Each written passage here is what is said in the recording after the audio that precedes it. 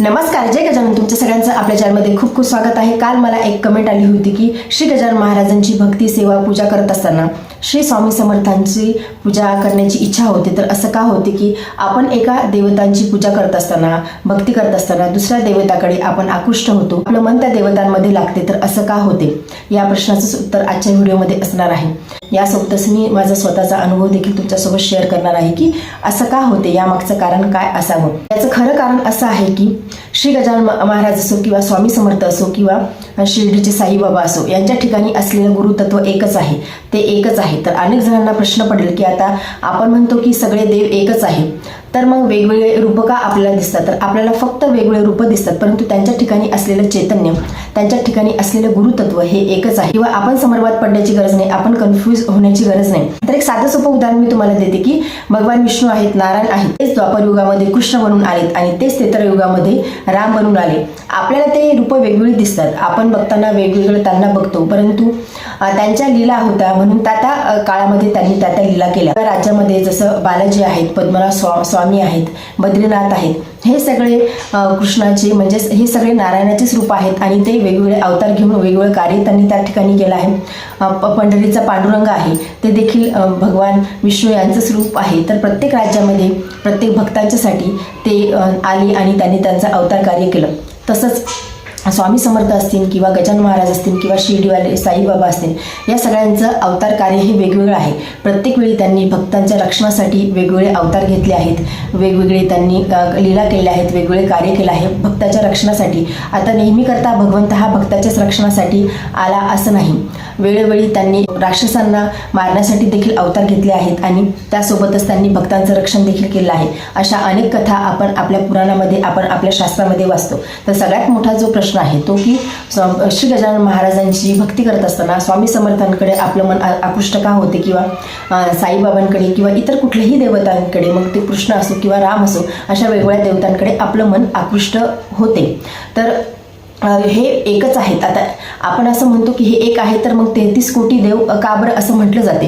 तर नेहमी कथा हेच ऐकत आलो आहे की 33 कोटी देव आहेत, म्हणजे वेगवेगळे त्यांचे रूप आहेत किंवा 33 कोटी देव आहे.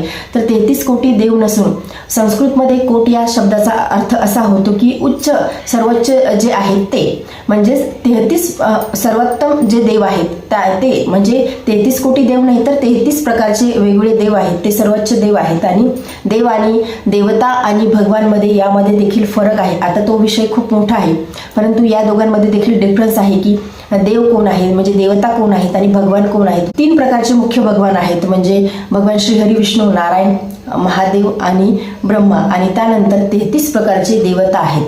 तर आपल्याला त्यामुळे आपण नेहमी करता हेच ऐकत आलो आहे की 33 कोटी देव आहेत, परंतु कोट या शब्दाचा अर्थ संस्कृतमध्ये सर्वोत्तम आणि सर्व उच्चस्थानी असलेले देव असं आपण म्हणू शकतो. त्या देवामध्ये इंद्र येतात, इंद्र जे सगळे देवतांचे राजा आहेत, मग त्यानंतरचे बाकीचे जे काही देव आहेत ते येतात.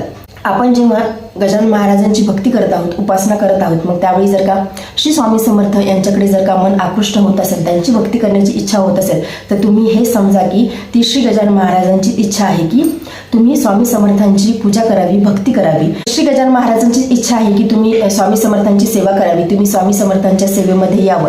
त्यामुळे तुम्ही कन्फ्यूज न होता तुम्ही श्री स्वामी समर्थ यांची भक्ती करायला लागा. आज समजा की श्री गजानन महाराजांची ती कृपा आहे, गुरूंची कृपा तुमच्यावरती झालेली आहे आणि तुम्ही तुमचं मन जे आहे ती स्वामी समर्थांकडे लागलेलं आहे.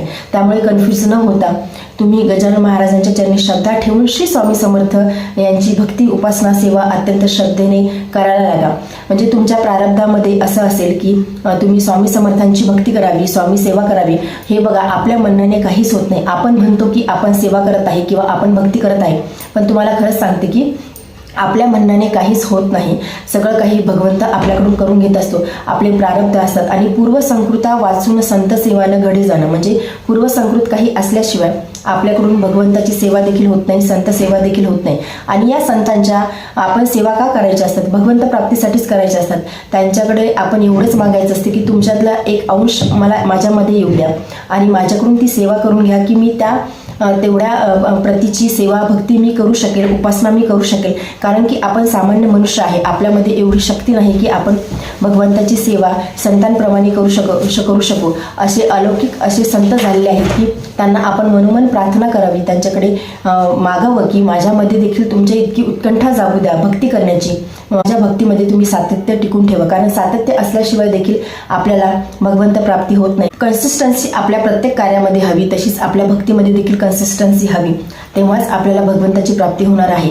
आणि तुम्ही काही कन्फ्यूज होऊ नका. म्हणजे ज्यांनी मला ही कमेंट केली होती त्यांना सांगते आहे की तुम्ही काहीच कन्फ्यूज होऊ नका. तुम्ही श्री स्वामी समर्थ यांची भक्ती अतिशय मनातून करा. मनामध्ये काही कन्फ्युजन ठेवू नका की मी श्री गजानन महाराजांची भक्ती करत आहे. असं कधी कधी होते की आपलं मन हे दुसरीकडे आकृष्ट होते, ती महाराजांचीच कृपा समजावी. एकदा डोळे बंद करून तुम्ही श्री गजानन महाराजांना आळवा, तुम्हाला श्री स्वामी समर्थ आणि गजानन महाराज एकच दिसतील. महाराजांच्या आपण श्री गजानन विजय ग्रंथामध्ये अनेक असे दासगणू महाराजांनी दाखले दिलेले आहेत की महाराजांनी वेळोवेळी प्रत्येक भक्ताला वेगवेगळ्या रूपामध्ये दर्शन दिलं आहे.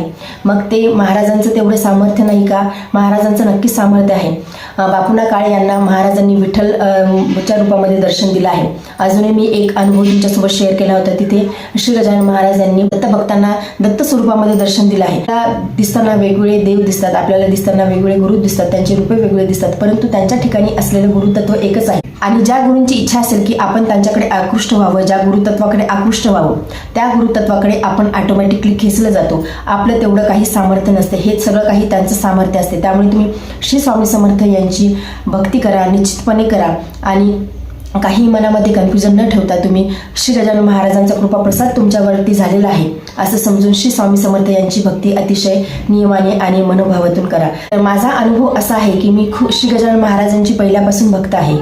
श्री गजानन महाराजांचा आमच्या घरामध्ये म्हणजे जसा माझा जन्म झाला तसं मी श्री गजानन महाराजांनाच बघत आली आहे, किंवा महाराजांचे पोथी जी आहे श्री गजानन विजय ग्रंथ तो बघत ऐकतच मी मोठी झालेली आहे. तरीसुद्धा आत्ता काही काळापूर्वी मला कृष्ण यांची भक्ती करण्याची खूप आवड निर्माण झाली. म्हणजे मला भागवत कथा खूप ऐकायला आवडतात किंवा कृष्ण भक्ती करायला मला खूप आवडते.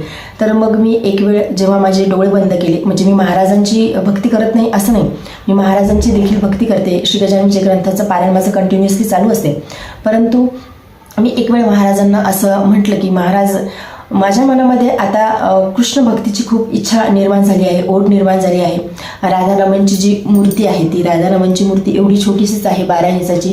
मला खूप म्हणजे मी आकृष्ट होत आहे भगवान श्रीकृष्ण यांच्याकडे. तर यामागचं कारण काय असावं? माझं तुमच्याकडे थोडं लक्ष कमी होत आहे का? तर मी आता तुम्हाला असं वाटेल की मी काय सांगते आहे, परंतु मी माझा स्वतःचा अनुभव तुमच्यासोबत शेअर करत आहे की मी श्री गजानन विजय ग्रंथाचा एक अध्याय वाचला आणि मी ग्रंथ बंद केला आणि तिथेच मी बसली आणि महाराजांना मी हा प्रश्न केला. म्हणजे आपण ग्रंथांना प्रश्न विचारू शकतो. आपण महाराज ग्रंथ म्हणजे काय असतात की साक्षात ते महाराजच असतात, किंवा कुठलाही ग्रंथ. आता आपण श्रीमद भागवत महापुराण जर का बघितलं तर साक्षात ते श्रीकृष्ण आहेत. तसेच श्री गजानन विजय ग्रंथ म्हणजे साक्षात गजानन महाराज आपल्या समोर आहेत.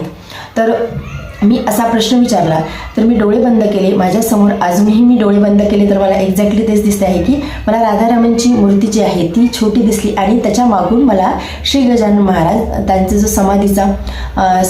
त्यांची जी समाधी आहे ती अशी खालून वरती येताना दिसली.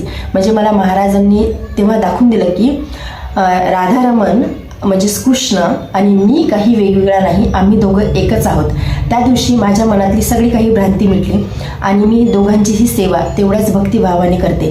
म्हणजे असं होते की आपण गुरुप्रसादामुळे किंवा गुरुकृपेमुळे आपण एका अलौकिक शक्तीकडे आपण खेचल्या जातो आणि शेवटी आपल्या राशीनुसार किंवा आपल्या नशिबामध्ये ज्या देवतांची भक्ती करण्याचं असेल त्या गुरुतत्वाकडे किंवा आपण त्या देवताकडेच आकृष्ट केलं जातो.